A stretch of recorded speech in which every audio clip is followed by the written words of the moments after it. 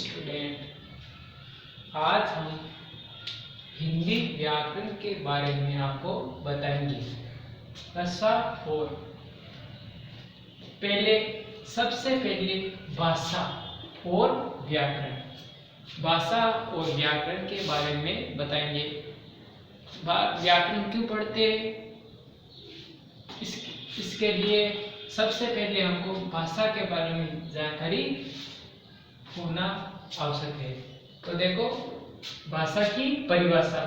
भाषा के माध्यम से हम अपने विचार दूसरों तक बोलकर या लिखकर पहुंचाते हैं और दूसरों की बात समझते हैं, उसे भाषा कहते हैं। अब देखो, इसमें जो अंडरलाइन आया उसमें देखो, ध्यान से देखो। भाषा के माध्यम। माध्यम का मतलब क्या होता है? साधन। जैसे एक यात्री बस के द्वारा दूसरे जिले में या गांव में या शहर में जाना चाहता है, तो वह किसके द्वारा जाता है? बस के द्वारा। तो बस एक क्या उसका साधन है या माध्यम है जिसके द्वारा वो पहुंचता है। तो उसी प्रकार भाषा भी एक क्या है? माध्यम है। भाषा एक माध्यम से हम का मतलब मैं, हम अपने विचार का मतलब क्या होता है? देखो, विचार, जब मैं अंडरलाइन कर रहा हूं, गोला बना रहा हूं, उसका देखो, मन में उठने वाले भाव। जो मेरे मन में क्या भाव है, जो मन के अंदर जो भाव है, उसको क्या बोलते हैं? विचार बोलते हैं। मेरे मन में जो भाव विचार दूसरों, यहाँ दूसरा कौन आया? जिस प्रकार मैं यहाँ बोलकर या लिखकर आपको समझा रहा हूं और आप क्या कर रहे हो?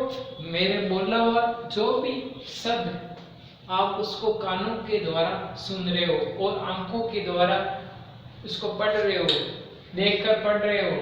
तो देखो, दूसरे का मतलब यह विद्यार्थी है, वो जो देख रहे हैं श्रोता। श्रोता का मतलब जो देख रहे हो, मतलब आप, इसका मतलब आप तो बोलकर या लिखकर पहुंचाते। मैं अपना बोलकर लिखकर दूसरों तक आप से मतलब मैं बोलकर ये लिखकर पहुंचाते हैं। पहुंचाने का माध्यम है। जिस प्रकार मैं बोलकर या लिखकर पहुंचाने का साधन माध्यम से आपको पहुंचा रहा हूं और आप क्या कर रहे हो? उसको, मेरी बात को, दूसरों की बात मतलब यहाँ क्या है?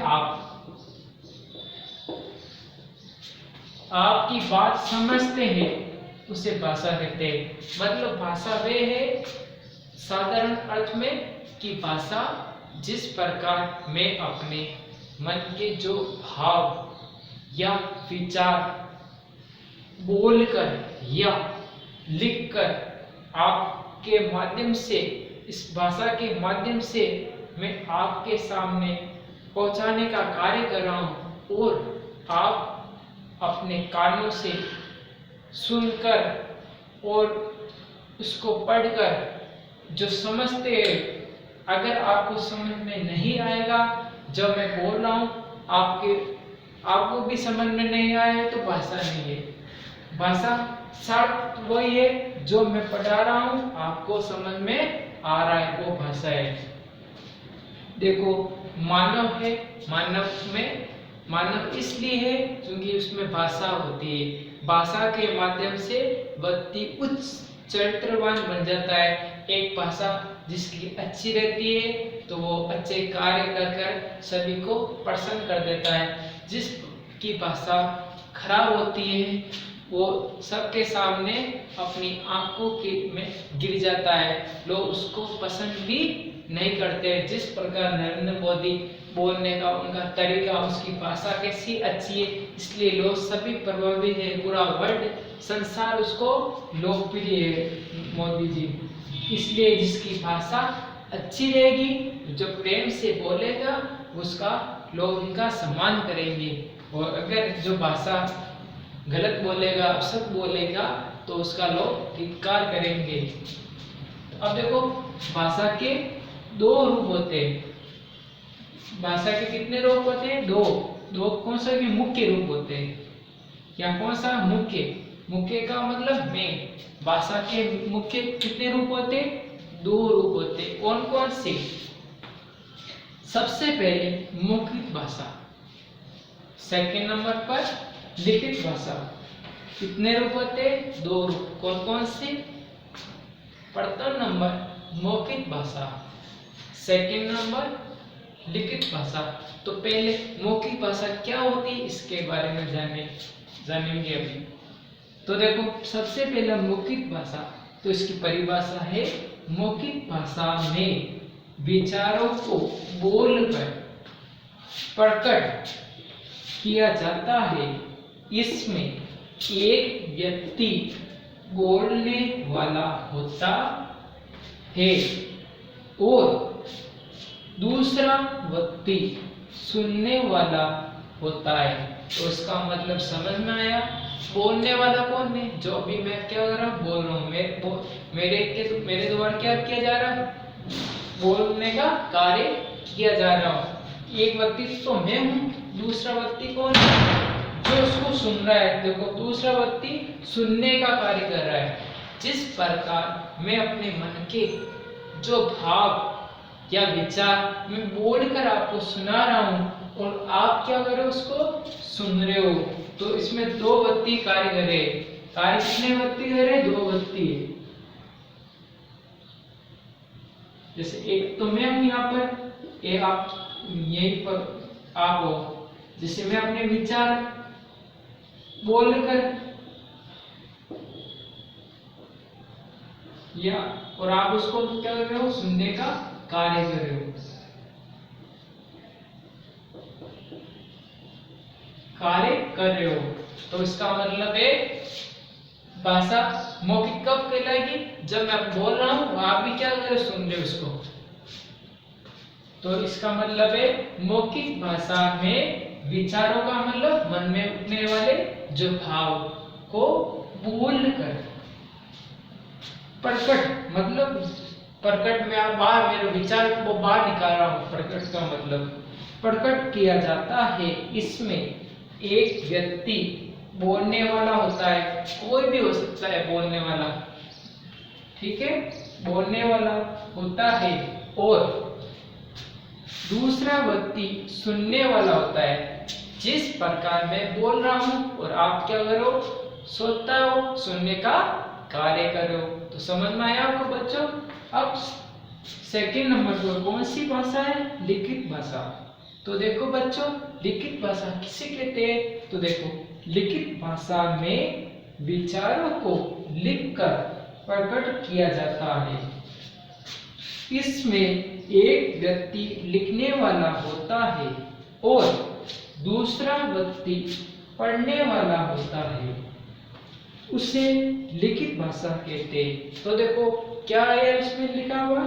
देखो क्या समझ में आया आपको? लिखित भाषा में विचारों को लिखकर जिस प्रकार मेरे जो मन में जो विचार है, मन में उठने वाले जो भाव है, वो मैं किस प्रकार आपको समझाने का कार्य कर रहा हूं। जिस प्रकार ये श्याम बोर्ड है, सांपट है, सांपट पे मैंने अपने जो विचार है, जो भाव है, जो मैंने लिखा है आपके सामने, आप देख रहे हो मुझे, ठीक है? मैं अपने विचार को लिखकर प्रकट किया जाता है।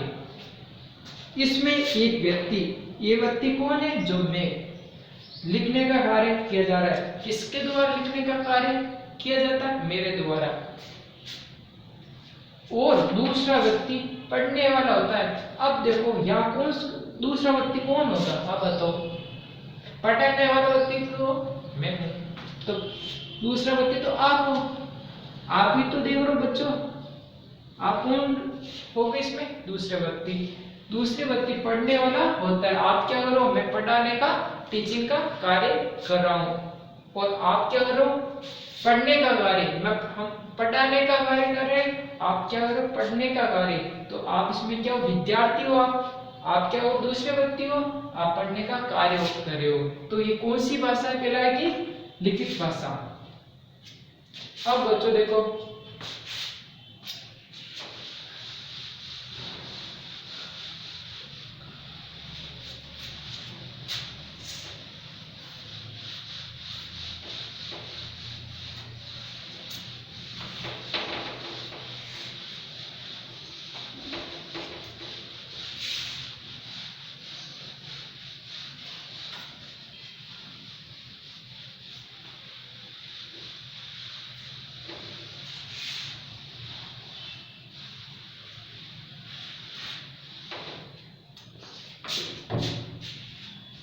पहले कौन सी भाषा की, मौखिक भाषा।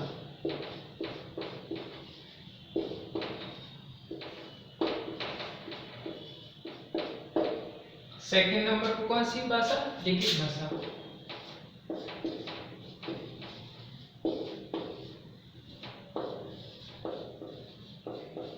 अब देखो बच्चों, मौखिक भाषा में कौन कौन से माध्यम आएंगे और लिखित भाषा में कौन कौन से माध्यम आएंगे। तो देखो, मौखिक भाषा में आपने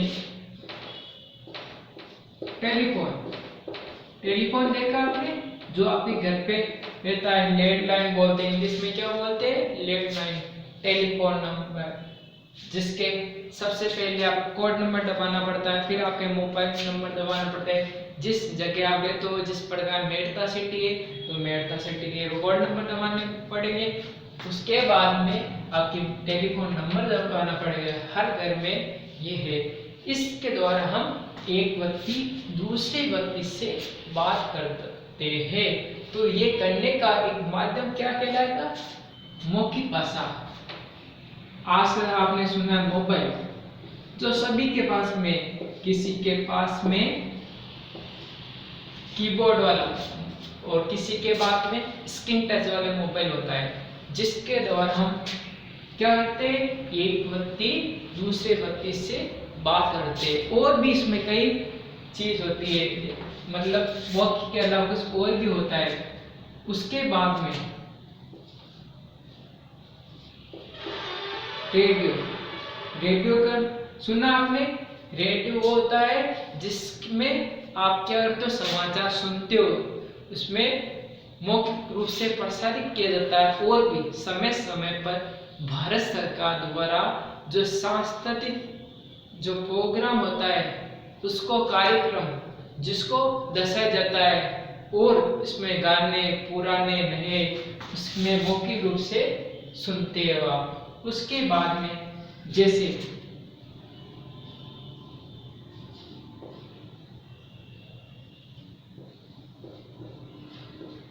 भाषण देना, आप क्या करते हो, भाषण देते हो, स्पीच, इंग्लिश में क्या बोलते हैं, स्पीच। जिस प्रकार मैं अपने जो विचार है, जिस प्रकार महात्मा गांधी के बारे में उनके जीवन में जो घटना हुई, जो प्रेरक, उनके बारे में कौन सी बात अच्छी है, मैं आपको उनके बारे में विस्तार से समझाऊंगा। तो वो भाषण कहलाएगा। जिस प्रकार नेता द्वारा भाषण दिया जाता है, स्पीच देते हैं, किसी मैटर पर जो कुछ बोलते हैं उसे भाषण बोलते हैं। ये भाषा का कौन सा रूप है, मौखिक रूप है। इसके अलावा बहुत सारे साधन हैं जिसको मौखिक भाषा है, और भी है। और अब देखो, लिखित भाषा के कौन कौन से माध्यम है। देखो, पत्र, आपने सुना पत्र, आवेदन पत्र। आप कभी कभी पत्र लिखते हो अपने चाचा को या आंटी को, अपने मित्र को या पापा या मम्मी, या आप आवेदन पत्र एप्लीकेशन लिखते हो प्रिंसिपल सर को या टीचर को कि 2 दिन की छुट्टी के लिए अवकाश, आपके घर में शादी होने के कारण आप स्कूल नहीं आ पाने के कारण आप एप्लीकेशन लिखते हो। जो लिख कर देते हो ना, वो लिखित भाषा है।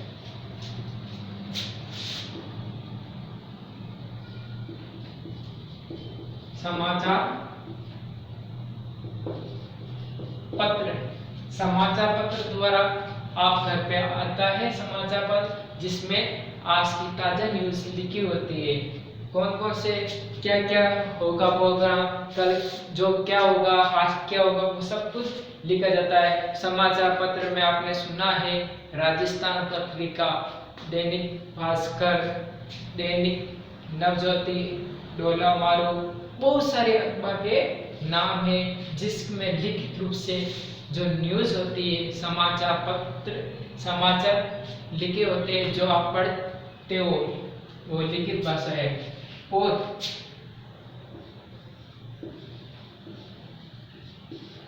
कहानी लेखन, जो कहानी होती है शेर चूहे की, एक कहानी ओरल मौखिक भी होती है, और जिस कहानी को अपन नोटबुक में या कॉपी के अंदर हम लिखते हैं। लेखन का मतलब होता है लिखना, लेख का मतलब सुंदर लिखना, कहानी को हम क्या करते हैं, लिखते हैं।